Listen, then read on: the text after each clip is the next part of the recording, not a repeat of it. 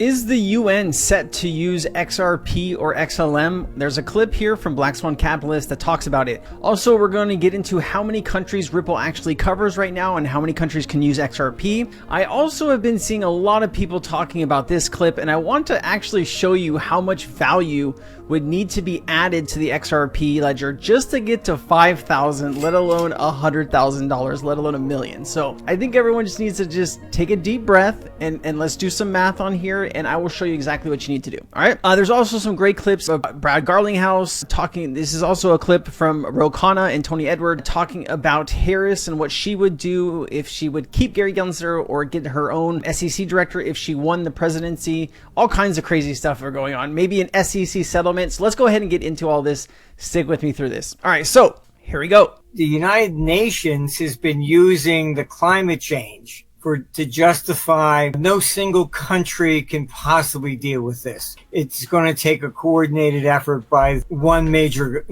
overall government. So they've been pushing this one world government idea. There's a more sinister element to this that I was talking to somebody and they apparently, it's not in the major press, but United Nations has created their own digital currency. They are planning that will replace the dollar as a reserve currency. And why? Mainly because the sanctions that they put on Russia have actually destroyed the world economy. The United Nations has been using the climate change to justify no single country can possibly deal with this. It's going to take a coordinated effort by one major, overall government. So they've been pushing this one world government idea. There's a more sinister element to this that I was talking to somebody and they apparently, it's not in the major press, but United Nations has created their own digital currency.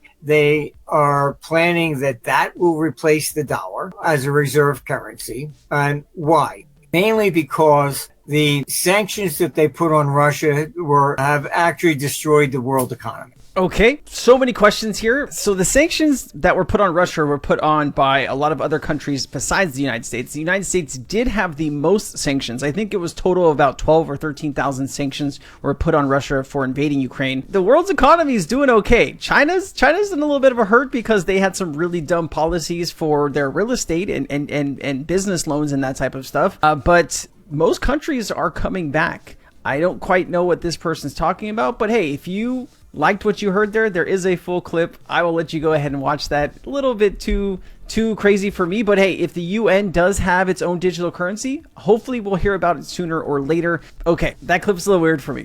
CEO Brad Garlinghouse hints a game changer connection between BlackRock and Ripple. So BlackRock is the king of ETFs. They rolled out the Bitcoin ETF, they have an Ethereum ETF, and they're going to have a Solana and an XRP ETF. It's really only a matter of time. The only issue here is the reason you won't see it right now is because the SEC has to approve any ETF. And since Ripple's still going through this, type of court case, or Brad's going through this type of court case, and Brad has been very, very adamant in going after Gary Gensler, you're not going to see an XRP ETF anytime soon. It'll take a whole new administration or lawsuits to force the SEC to do that, and that won't happen anytime soon. So I'd imagine if a new president comes in, whether it's a Republican or Kamala Harris, they will set a new SEC director, and hopefully that person will be crypto friendly and want to approve these type of things. All right. Also, guys, we are trying to regrow the channel. I did have to take some time off there for a little bit. I've had some medical issues going on, and that's part of life. But if you'd really subscribe to the channel, I'd really appreciate it. We're trying to get the ball rolling again and making content as much as we can for you. Ripple stating the payments platform has increased to more than 80 countries' global liquidity. Additionally, we are continually investing in increasing our liquidity capacity globally alongside our broadening of payout capabilities in more than 80 countries worldwide. Love to see it. All right, so I got quoted in this clip the other day. Somebody was asking, could the U.S. Could the debt of the US, which is like 34 trillion, be added to the XRP ledger? And if so, what would that do to the price? Okay, so let me play this clip and let me give you some information I pulled from ChatGPT. Now, I am not a mathematician. I'm relying on an AI to give me this information.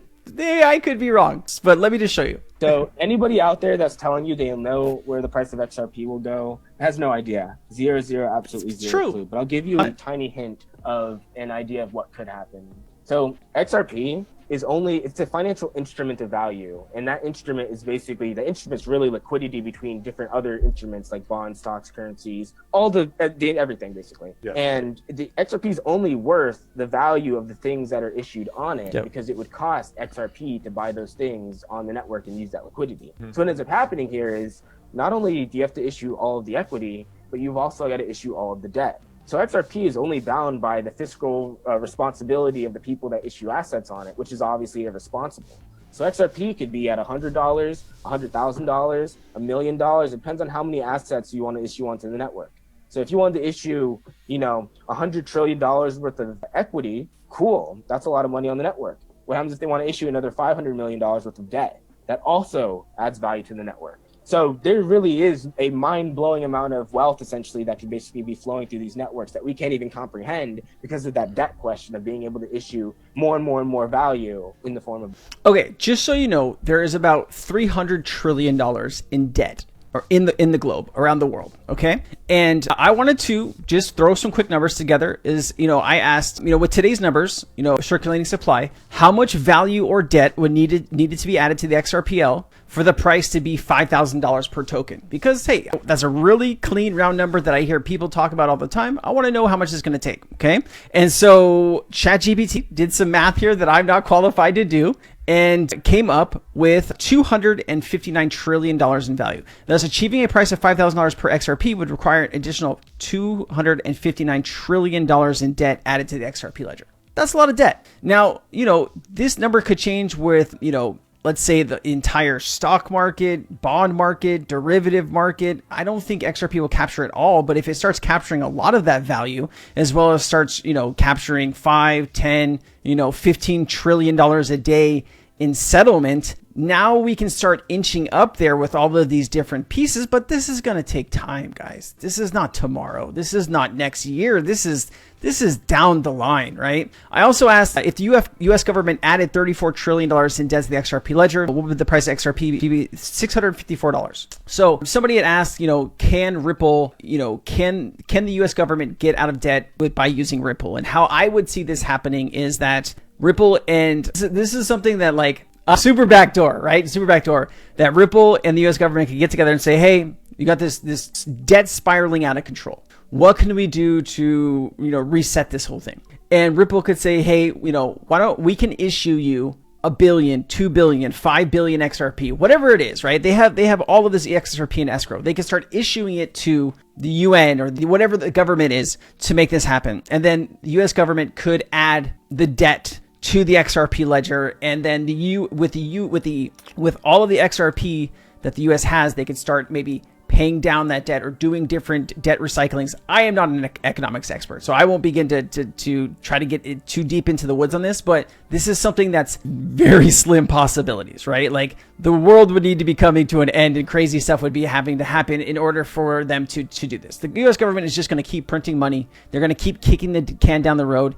And in, 10, 15, 20 years, somebody will have to deal with this. Well, I don't know where we're going to be during that time. I might not even be around in 20 years. So we'll have to see how all this plays out. All right. So half of all of transactions, I don't know why they played this clip down, slowed it down, but this is from XRP. Half of all Ripple's transactions go through XRP. Yeah, well over half of our total transaction volume, because we do have a fiat and XRP enabled product called on-demand liquidity. Over half of all of our transactions go through XRP now. Over half of all of our transactions go through XRP.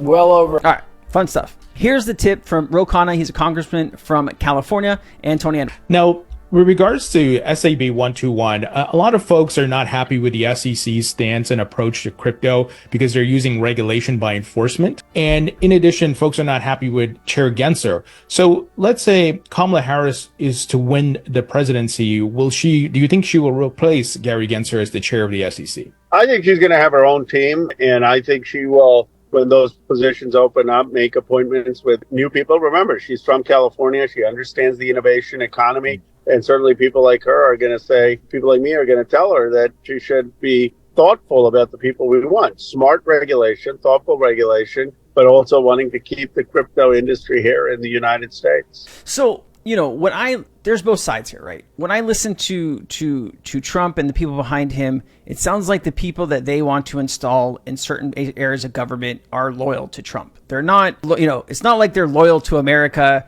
where that comes first, right? They're loyal to Trump, and that's what comes first. And sometimes I wonder, are those going to be the best people to be in these jobs, right? When I hear stuff like that, I think of China, right? They got rid of a lot of really smart people in China, right? The people, the mathematicians, the writers, all of these people that maybe could do something or stand up, and they got rid of all of those people for yes men. And just look at where China is, right? And so I get a little worried. I don't know what Democrats are going to do, right? Right now, it's a very tough decision on who's going to run the country come January, right? And the election is in November. There's a lot of people in the crypto industry that think Trump is the best person to lead that. We'll have to see. All right. The SEC settlement meeting will take place on July 25th, 2024. So this is actually today's date. What'll happen? I mean, we keep waiting for this. Eventually, this will get resolved. We're almost in August. And I think I heard Brad Garlinghouse say that this could be resolved in August. We're at the end of July.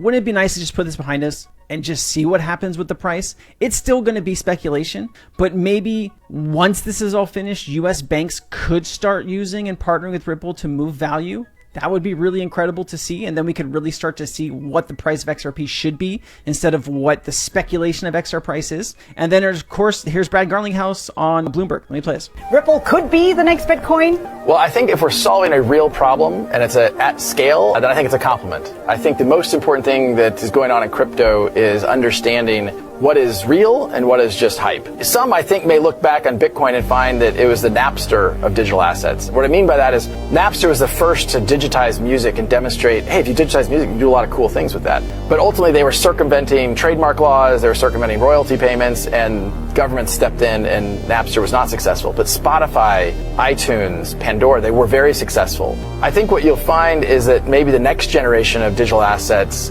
ends up solving some of the original problems that Bitcoin set out to solve. Is XRP the next Bitcoin? If we work with the system to solve this problem, and we can solve that problem at scale, a problem measured in the trillions of dollars, then there's a lot of opportunity to create value in. There's a lot of opportunity to create value. And I still believe in XRP. I think XRP is the primed asset for these banks and institutions to use. And I hope we get there sometime soon. I thought we'd be a little bit further along over the past 4 years, but we're not. And, it's going to be great to see MiCA come into effect in Europe and some other places that are going forward with their crypto regulation. But what's going on here in the US? It's been pretty bad. So hopefully that changes, and hopefully we'll start heading up here with all of our crypto assets. 2025 should be one of the most incredible years for crypto, but have a plan, right? Because the music will stop, the market will go back down. So you want to be able to cash out as much as you can. Remember your taxes. Remember to put some on the side for a rainy day and get ready for the next market. I mean, that's really what we're doing. We're running in cycles here, and at the top of the cycle is going to get close sometime soon. So be ready for it.